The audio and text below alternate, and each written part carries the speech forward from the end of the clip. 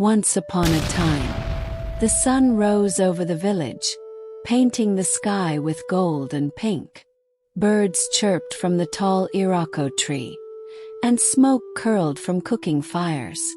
Children ran to fetch water, women swept their compounds, and men called to one another as they prepared for the farm. But in one quiet corner of the village, a young girl sat by the old mango tree, her face buried in her knees. Her name was Sarah. She was not like the other girls laughing and running about. She had lost her laughter a long time ago. Before, Sarah had been the happiest child in the village. Her father, a strong farmer. He had hands that turned dry soil into fields of gold. Her mother's voice was sweet, always singing as she cooked inside the kitchen. Sarah would dance to her mother's songs and help her pick up the vegetables. But one terrible year, sickness came like a thief in the night. It took her father first, then her mother. Sarah had cried until her tears ran dry. After the burial, she had no one, except Madame Agatha, her father's second wife, who came to take her away. Madame Agatha lived in a bigger house with her 2 daughters, Eva and Alice. From the first day Sarah arrived, they treated her like a servant. "Put your bag there, you pussycat," Madame Agatha said, pointing to the small kitchen. "That is where you will sleep." Sarah's heart sank. "But where is my room?" she asked softly. Eva laughed, her voice sharp like a snapping twig. "Your room? Do you think this is your father's house? You sleep where we tell you to sleep, okay?" Alice smirked and added, "And you will wake up early to sweep, fetch water, wash clothes and cook. Or do you want to sit here and eat free food?" Sarah said nothing. She only nodded and went to sit quietly in the corner. From that day, Sarah's suffering began. At dawn, while the rooster was still crowing, she was already outside with a broom, sweeping the whole compound.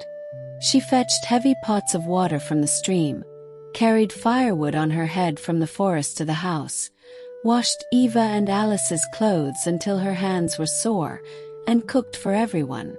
When food was served, Madame Agatha always pushed the smallest portion toward Sarah. "Eat this," she said. "A servant must not eat more than her madam's daughters." Some days Sarah went to sleep hungry. She slept on a mat near the firewood, and when it rained, cold wind blew into her little corner. Despite all this, Sarah never complained. When tears filled her eyes, she would sing her mother's lullaby under her breath. "Even in the storm, the sun will shine again." It was the only thing that gave her hope. The villagers had seen Sarah's suffering, and they whispered about it in the market. "Ah, that poor girl," said one woman while pounding yam. "Her stepmother is too wicked," another replied. "She works that child like a slave." "But Sarah is strong," an old man said with a nod. "Mark my words, one day the gods will reward her." The gossip reached Madame Agatha's ears. She only laughed. "Let them talk," she told her daughters. "As long as Sarah lives under my roof, she will do as I say." Eva tossed her hair proudly. "Let them gossip. They are only jealous because I am the most beautiful girl in the village." Alice giggled. "Wait until Prince Logan sees me. He will surely choose me as his wife." One bright morning, a royal messenger arrived at the village square. His horse's hooves struck the ground like drums. He blew a horn and everyone gathered around. "Hear the words of King Kai," the messenger cried. "Prince Logan will host a royal ball at the palace. Every maiden is invited, for the prince will choose his bride." The square erupted with excitement. Women clapped their hands, girls squealed, and the drummers began to play. Eva's eyes widened with greed. "This is my chance," she cried. "The prince will see me and fall in love." Alice clasped her hands dramatically. "Oh, sister, you must let me borrow your golden earrings. I will look like a princess." Madame Agatha's face lit up with pride. "Both of you will go," she said. "I will buy the finest cloth. You will wear the best perfumes. We will show the whole kingdom who we are." They turned to Sarah, who stood quietly by the doorway, her hands still wet from washing dishes. "May I go too?" Sarah asked softly. Madame Agatha spun around. "Go. You. In your rags." Eva laughed until she nearly fell. "Imagine Sarah at the palace. The prince will run away." Alice clapped her hands. "No, no, Sarah must stay home. Someone has to cook for us when we return." Tears filled Sarah's eyes. She turned away so they would not see her cry. That night, after everyone had gone to sleep, Sarah sat alone under the mango tree. The moon shone down and the wind blew softly. She hugged her knees and let the tears fall freely. "Why must I suffer so much?" she whispered to the stars. "Have I done something wrong? Mama, Papa, miss you. If only you were here." Just then, a soft rustling came from the bushes. Sarah looked up in fear, but what she saw made her gasp. An old woman stood there, her clothes glowing faintly as if woven from moonlight. Her hair was silver, her eyes kind. "Child, why do you cry?" the woman asked gently. Sarah wiped her tears. "They will not let me go to the ball. They say I am not worthy." The old woman smiled. "Do not fear. Your heart is pure, and tonight you will shine." She tapped her staff on the ground. Suddenly, Sarah's ragged dress transformed into a gown more beautiful than anything she had ever seen. It shimmered like the morning dew. On her feet appeared glass slippers that glowed under the moon. A golden carriage rolled to a stop before her, pulled by 2 white horses. Sarah's mouth fell open. "Is this for me?" "Yes, my child," said the woman. "But listen to me carefully. You must return before midnight, or everything will disappear." Sarah nodded quickly. "I will remember." "Then go," said the old woman, smiling. "Tonight your destiny begins." Sarah stepped into the carriage, her heart beating fast. For the first time in years, she felt hope blooming inside her. And so, with the moon shining overhead, the carriage rolled toward the palace. The palace shone that night like a jewel under the moon. Torches lined the gates, drummers played thunderous beats, and maidens in bright gowns filled the courtyard. The sound of laughter and flutes carried across the land. Villagers who could not enter crowded outside the gates, hoping to catch a glimpse of royalty. Eva and Alice arrived with Madame Agatha, glittering in their new clothes. Eva wore a yellow dress, while Alice wore a blue gown.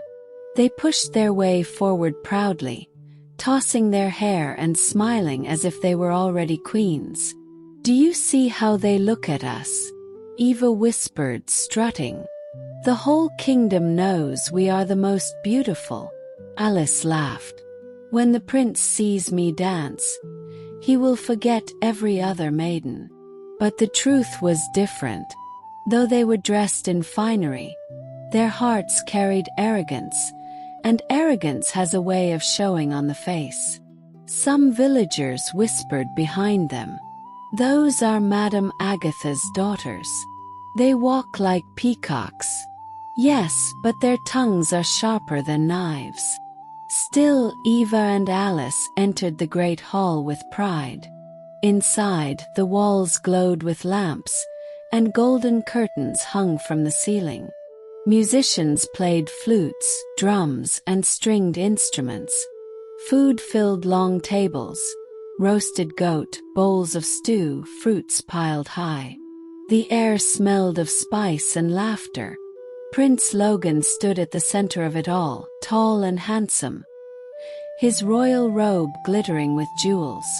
Every maiden in the hall hoped to catch his eye.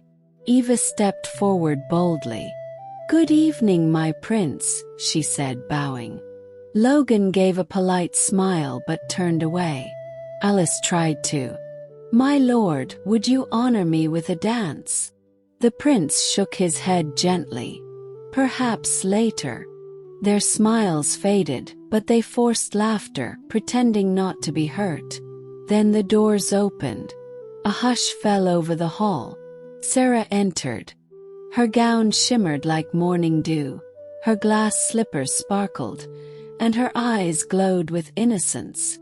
She did not walk like she was showing off. She walked like the moon had guided her steps. The entire hall gasped. "Who is she?" whispered one maiden. "She is not from here," said another. "She walks like a queen," murmured an old woman. Prince Logan's heart skipped a beat. He had seen many maidens, but none like her. Without a word, he crossed the hall and bowed deeply. "My lady," he said, "may I have this dance?"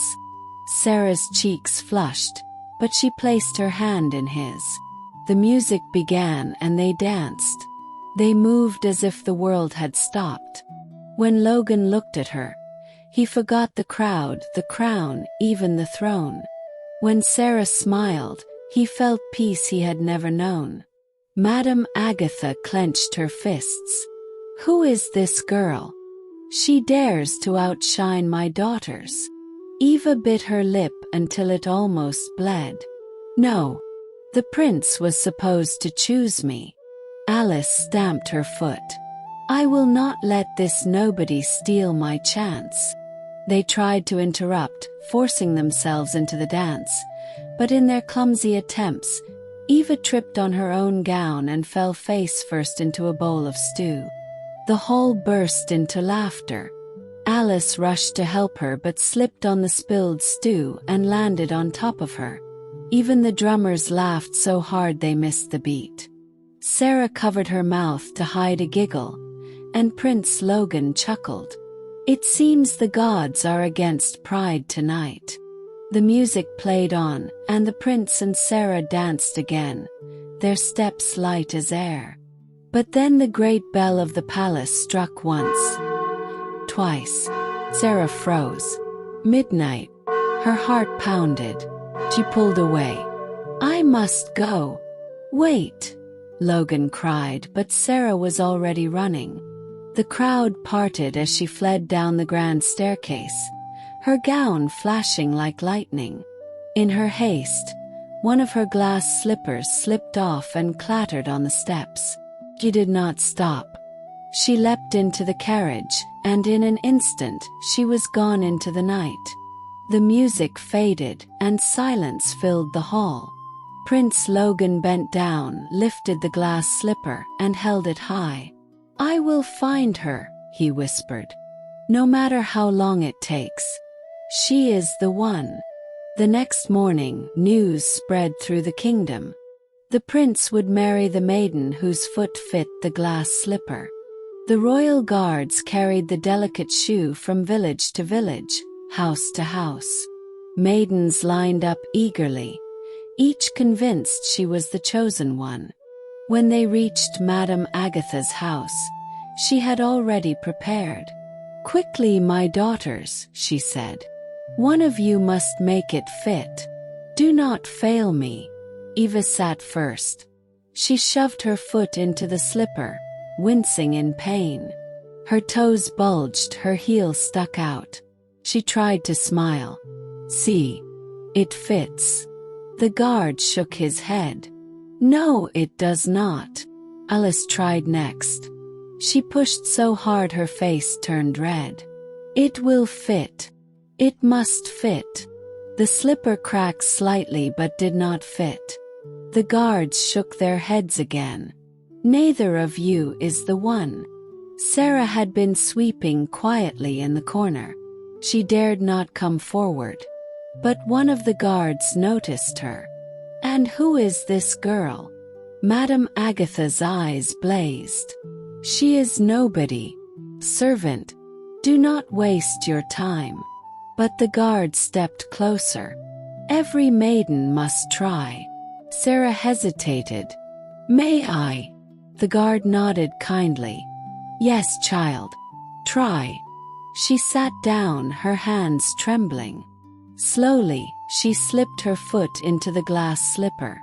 It slid in perfectly, as though it had been made for her. The hall gasped. Eva and Alice covered their mouths in shock. Madame Agatha staggered back, speechless. At that very moment, Prince Logan entered with his royal guards. He had followed the journey, hoping to see with his own eyes. When he saw Sarah, he dropped to one knee. You are the one, he said softly. From the moment I saw you, I knew my heart belonged to you. Sarah's eyes filled with tears. But I am only a servant. Logan shook his head. No, you are my queen. The guards cheered. The villagers who had gathered outside shouted with joy. Even the birds in the trees seemed to sing. The wedding was a celebration the kingdom would never forget. Drummers played until the earth trembled. Dancers spun in circles, their feet kicking dust into the air. Elders blessed the couple with cola nuts and palm wine. Sarah wore a crown of gold, but her smile was brighter than any jewel. The prince held her hand, proud to stand by her side. Eva and Alice stood at the back, their faces pale with shame. Villagers whispered about their greed and arrogance. Madame Agatha bowed her head, unable to meet Sarah's eyes. But Sarah, with the kindness that had always been in her heart, forgave them. She did not allow bitterness to spoil her joy. In the years that followed, Queen Sarah used her position to help others. She built homes for orphans, gave food to the poor, and opened schools for girls. She walked among her people, listening to their stories, sharing their laughter. She never forgot her suffering, but she turned it into strength. Her late mother's songs still echoed in the palace gardens, reminding her that even in the storm, the sun will shine again. A nice ending question for you. If you were Sarah, would you forgive those who treated you cruelly, or would you let them suffer for their wickedness? Moral lesson. The lesson of Sarah's story is clear. Kindness is stronger than cruelty, patience is stronger than pride, and humility brings honor where arrogance brings shame. Life may be unfair, but with strength, love, and courage, even the most broken heart can rise to become a queen. Thank you very much for watching. Please don't forget to share this beautiful story to your loved ones. The end.